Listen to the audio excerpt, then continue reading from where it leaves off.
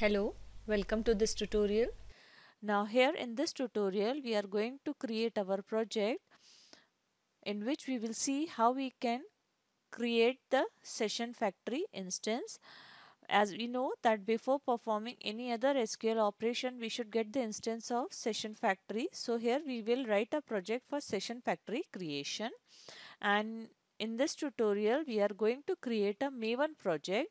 The advantage of using Maven project is that here you need not to add the jar files explicitly to your class path, but rather than that you can give the dependencies and Maven will handle the dependencies and you include the jar files in our project.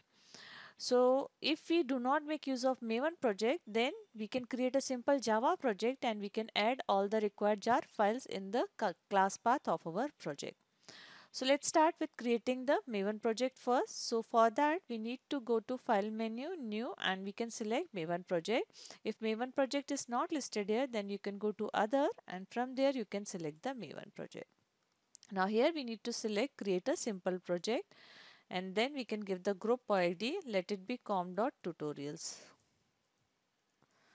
And then we need to give the artifact ID, which is nothing but the name of the project. So here we will give Hibernate session factory creation, and simply we will click on finish.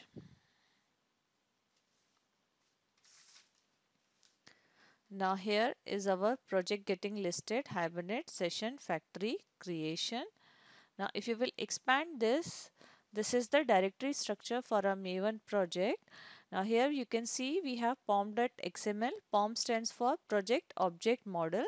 So here we need to give the dependencies for our project. So we will just double click on this, and here within the project tag we need to specify the dependencies of our project. Now here we have to give the two dependencies. One is for the jar file which is required for connectivity with the database, and second is the Hibernate jar files.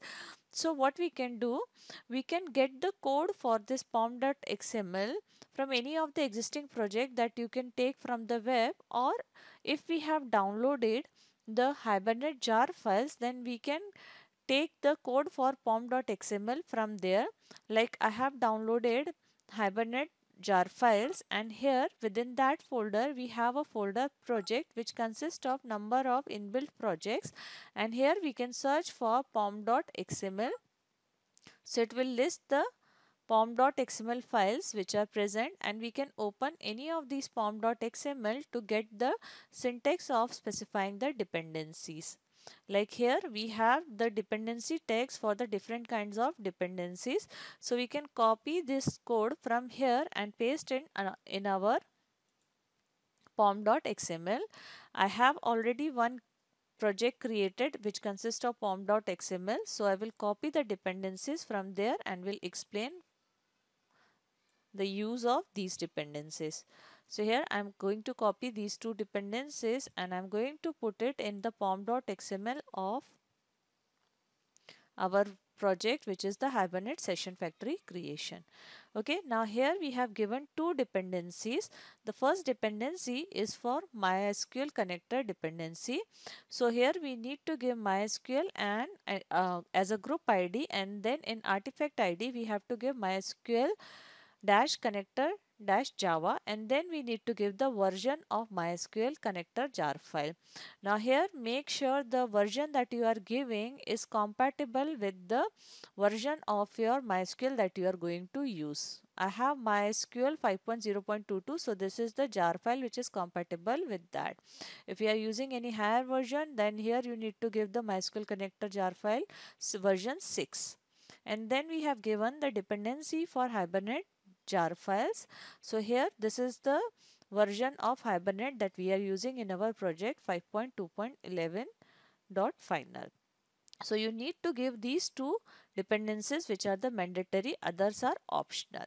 So after creating this pom.xml, what we need to do, we need to create the Hibernate configuration file, which will give the details of the database, username, password, and the dialect which is to be used in our Hibernate project. So for that, we need to move to this src main resources folder, and here we can create our configuration file. So for that, we will right click and select new file, and we have to select other here, and then we need to select XML file, and here we need to give hibernate.cfg.xml. This is the default name for the configuration file. We can change this, but then we need to specify it in the configure method that we will discuss later on. For now, we are going to give this default name only, and then we will click on the finish button. Now in this hibernate.cfg.xml file, again we need to give the header for doc type, which we can take from any of the existing codes, or we can again go to the folder where we have extracted our Hibernate jar files, and within the projects folder we can search for cfg.xml.cfg.xml file. And then from the listed ones we can copy the doc type which is required to give the Hibernate configuration. Now here in my project, again I have one already existing Hibernate configuration file which I am going to copy here and paste. So what we can do, we can go to hibernate.cfg, and this is the doc type required, and these are the other mappings required, which I will simply copy in my project, and then I will explain it to you. So here we are going to put it.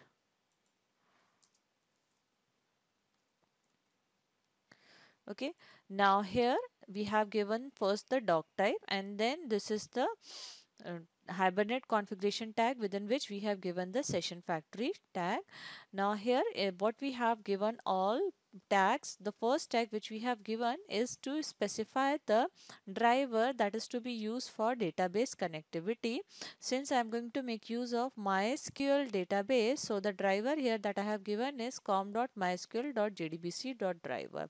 Now again, if we are making use of any new version for MySQL and connector jar file, then here you need to give com.mysql.cj.jdbc.driver rather than com.mysql.jdbc.driver. Then the second property that we need to specify is the hibernate.connection.url. That is, here we need to give the URL for our database connectivity, which is here EMP. Now here you need to give the port along with the local host, and this should be the port on which your MySQL is executing.